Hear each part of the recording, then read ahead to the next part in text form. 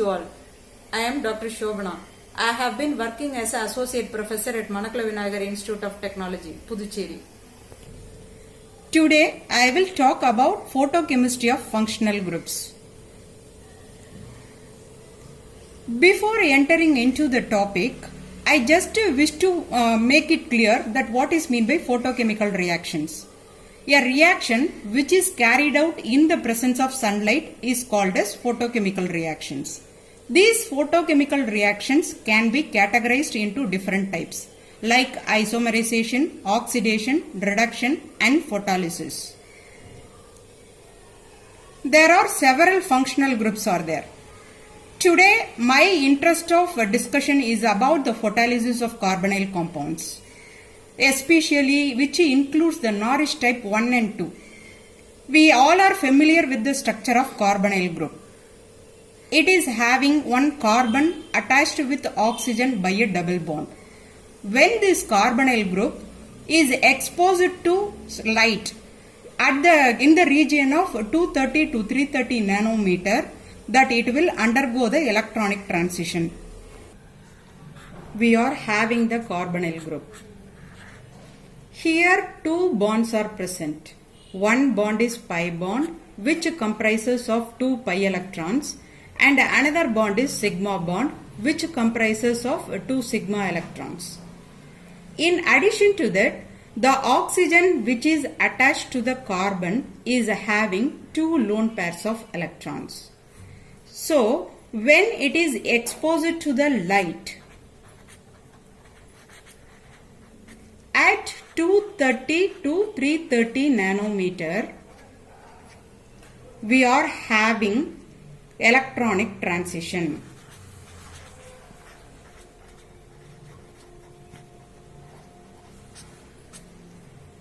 So what are the electrons present here? Sigma electron, pi electron and n electrons.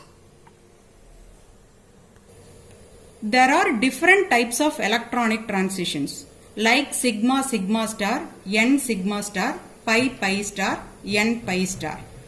But in the case of carbonyl group, most probably when it is subjected to the light, n pi star transition is possible. What is mean by electronic transition?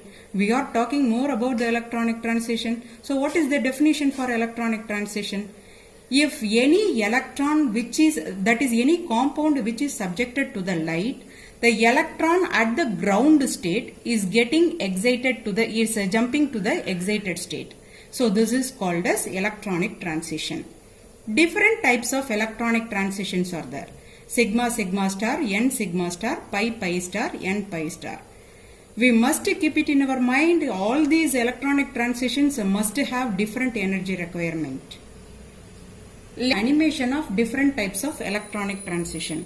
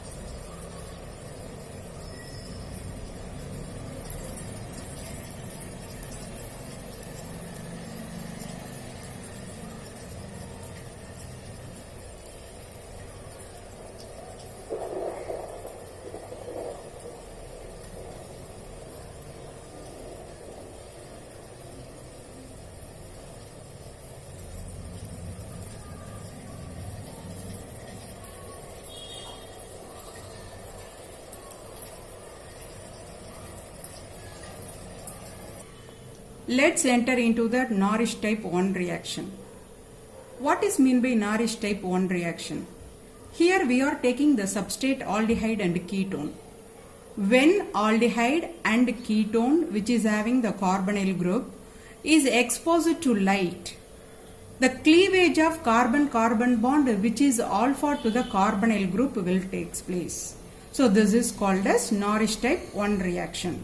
Once again I repeat the definition.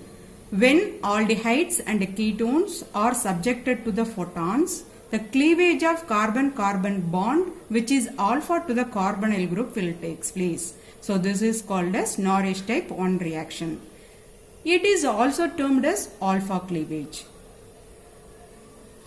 In this Norris type 1 reaction, two processes are involved. One is primary process and another one is secondary process.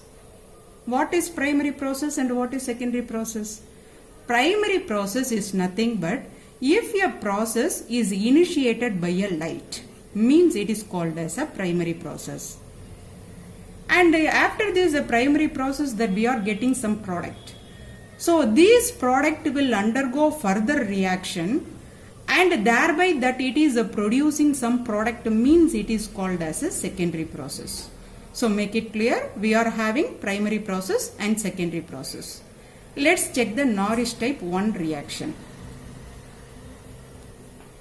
Here we are taking a carbonyl compound, that is a compound having carbonyl group, CO group. If you checked the compound, we are having one CH2 group which is adjacent to this carbonyl. So this is alpha carbon, and this also alpha carbon, because we are having another CH2 group which is adjacent to carbonyl. So two alpha groups are present. So this carbonyl group containing keto compound, when subjected to the light, that it will undergo the homolysis, thereby that it is producing the acyl radical, acyl free radical, and the alkyl free radical.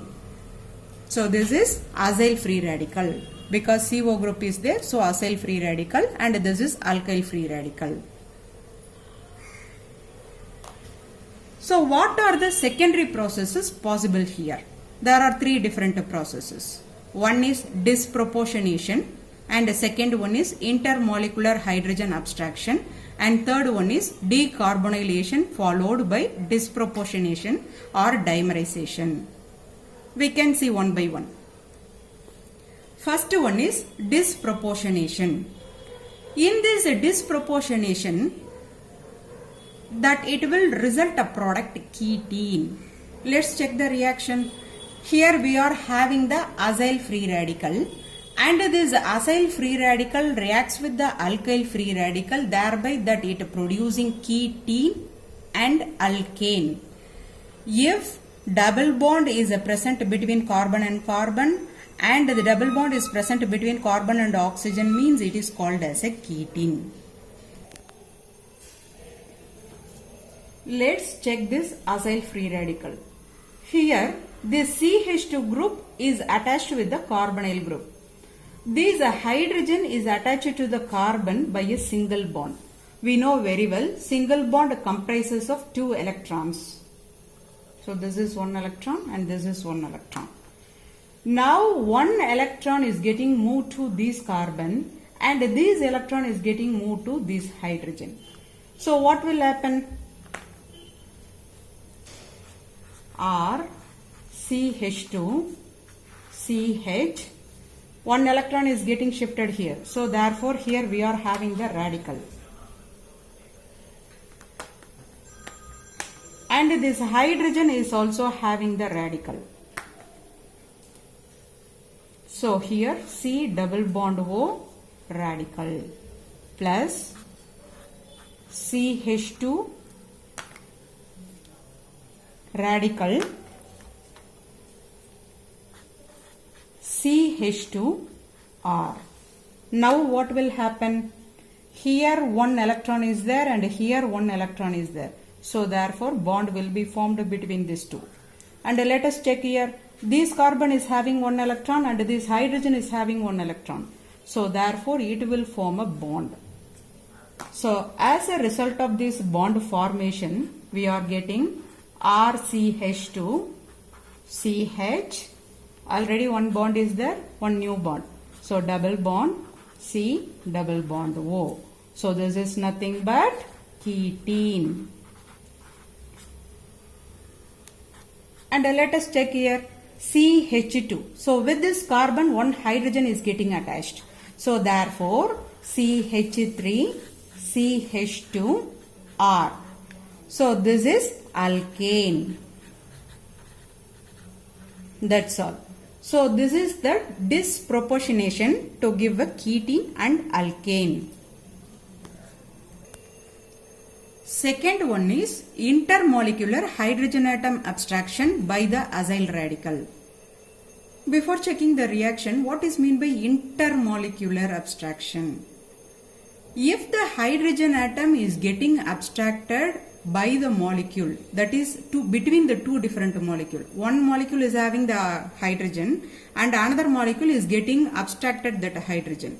So intermolecular means that it will takes place with a different molecules, two different molecules. Okay, check here. This is the acyl free radical and here this is the alkyl free radical. So both will combine with each other and they will undergo the reaction intermolecular hydrogen atom abstraction, thereby creating the aldehyde and alkene. Let's check the mechanism. So let's check here. This is the acyl free radical, this is alkyl free radical.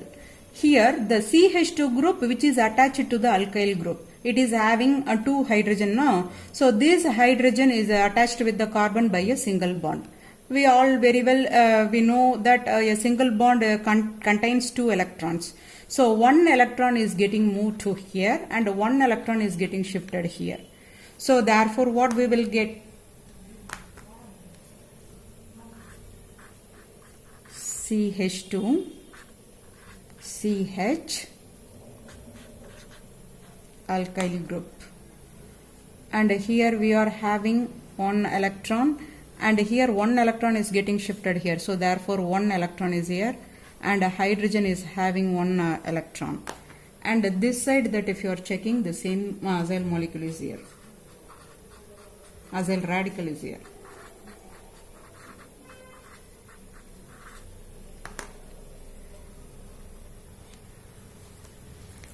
Now here 1 electron and here 1 electron. So therefore bond formation. And here this carbonyl is having 1 electron and this hydrogen is having 1 electron. So again bond formation. So what is the resultant product? RCH2 CH2 C double bond O, bond between the C and the hydrogen. So what is this CHO? Aldehyde.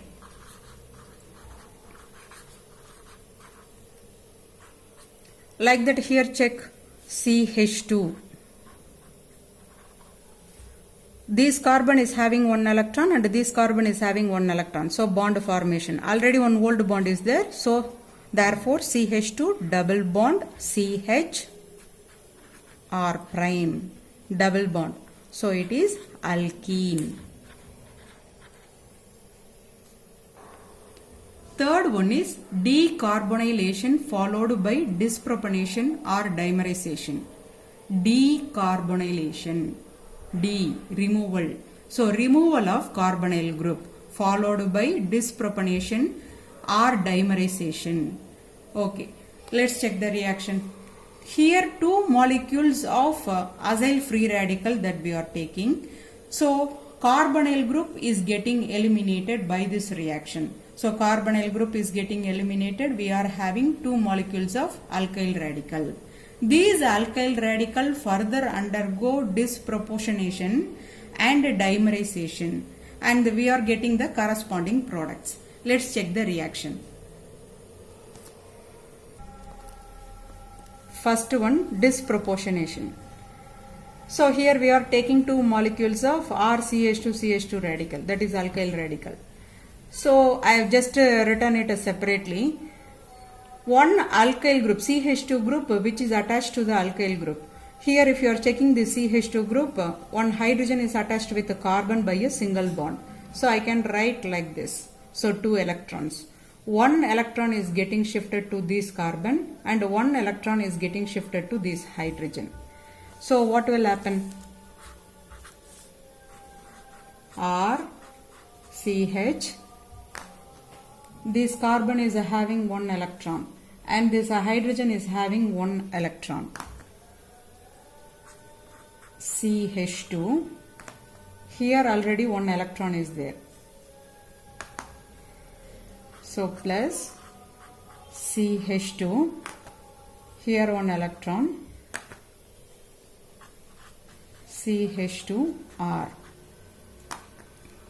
As we discussed previously, these two electrons will involved in the bond formation. Like that, between the CH2 and the hydrogen, one bond formation will take place. Let's check the product. RCH, already one bond is there, one new bond formation is also there.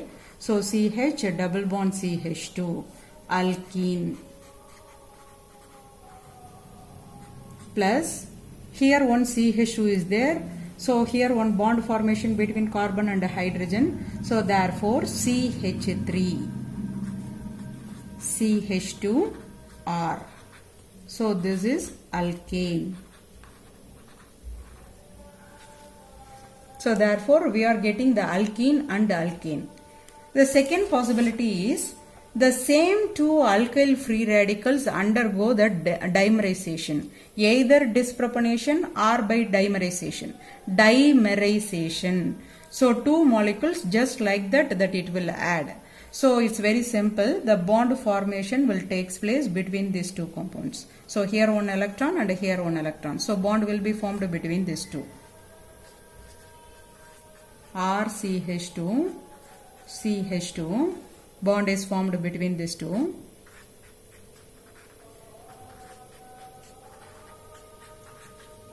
So as a dimerization, that we are getting this alkane as a product.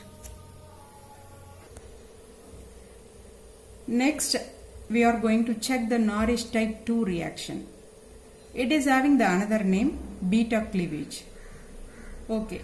What is the difference between the Norris type 1 and 2 reaction? In both the cases that we are taking the aldehyde or ketone as a substrate.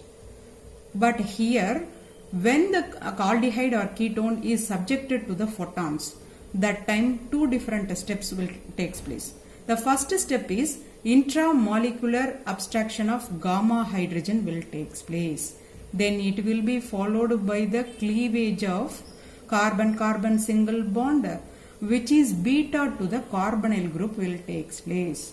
So there only one process in the Norris type 1 reaction, just the cleavage of carbon-carbon single bond, which is alpha to the carbonyl group, takes place. At Norris type 2 reaction, two different steps. One is intramolecular abstraction of gamma hydrogen. Then the second step, that it will be followed by the cleavage of carbon-carbon single bond, which is a beta to the carbonyl group, will takes place. So this is Norris type 2 reaction. Let's check the reaction. Here we are taking this carbonyl compound as a substrate. Let's check. Here carbonyl group is present.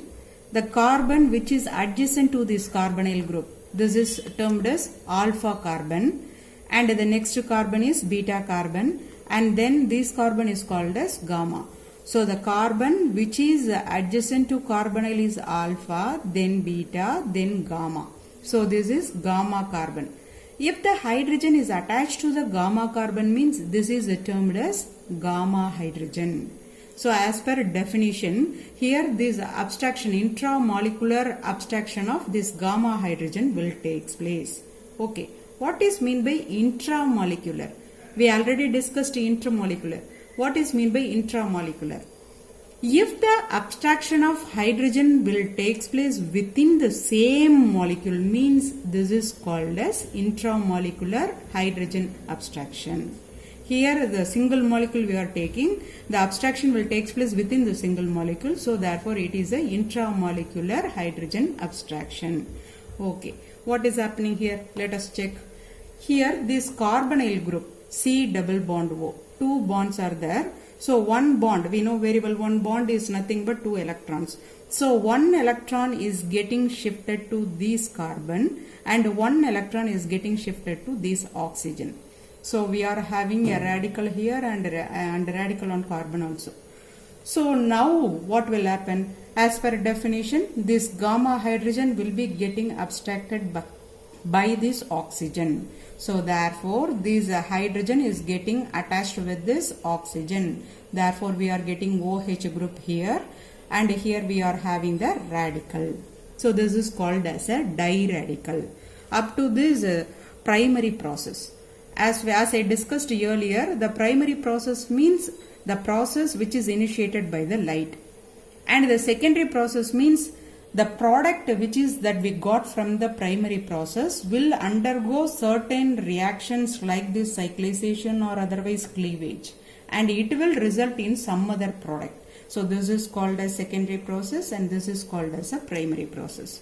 Okay, here we got a diradical.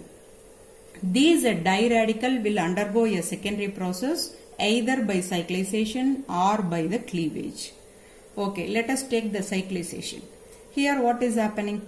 Here one electron is on this carbon and here one electron is on this carbon. So simply a bond will be formed between these two.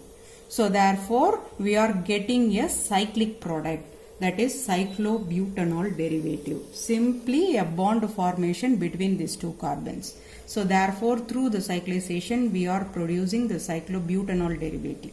Okay. Let's come this cleavage part. What is happening in the cleavage part?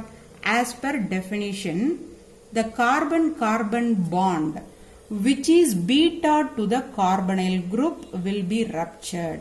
This is the carbonyl carbon and this is alpha carbon, this is beta carbon. So the carbon-carbon single bond which is beta to the carbonyl group is getting ruptured.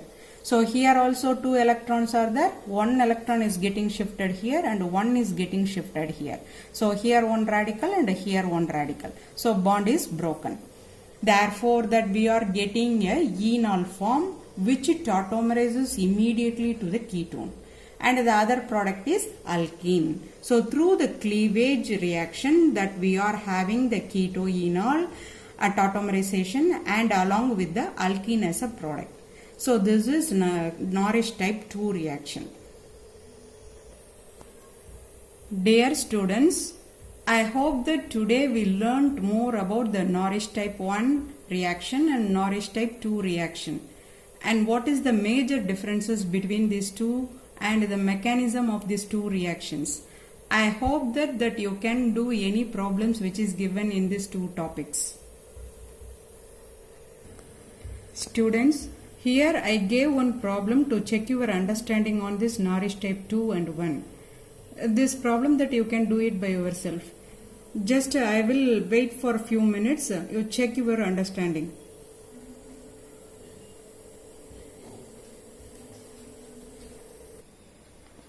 I hope that you have been do by yourself the solution for this problem. So anyway that I will discuss the solution for this problem. So this is 2-hexanone. So second position CO group is there. So hexanone, 6 carbon atoms, 1, 2, 2-hexanone.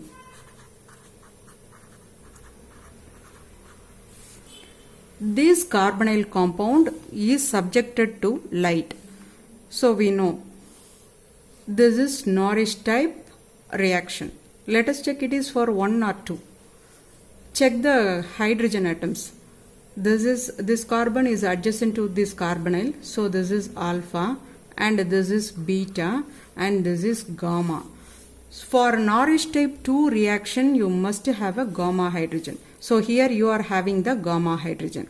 So no doubt that it is a Norris type 2 reaction. Okay, shall we proceed? So it is exposed to the light. So what will happen? Here you are having a double bond between the carbon and oxygen.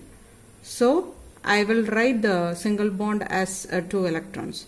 So one electron is getting shifted here and other electron is getting shifted here. So therefore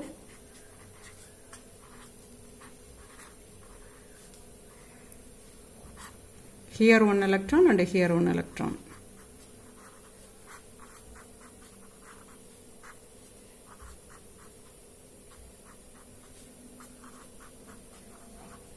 First step is over. Now what is the second step? This gamma hydrogen is getting abstracted by this oxygen. So therefore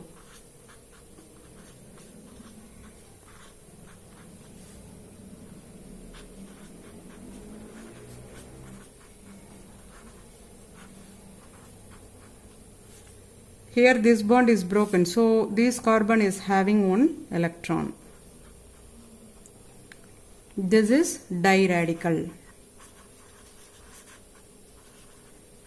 This may undergo either cyclization or otherwise cleavage.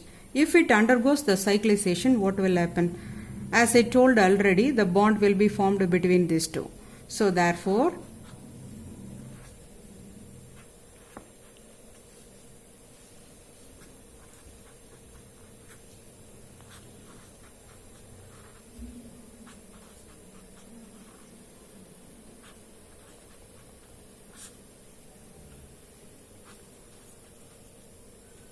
we are getting a cyclic product.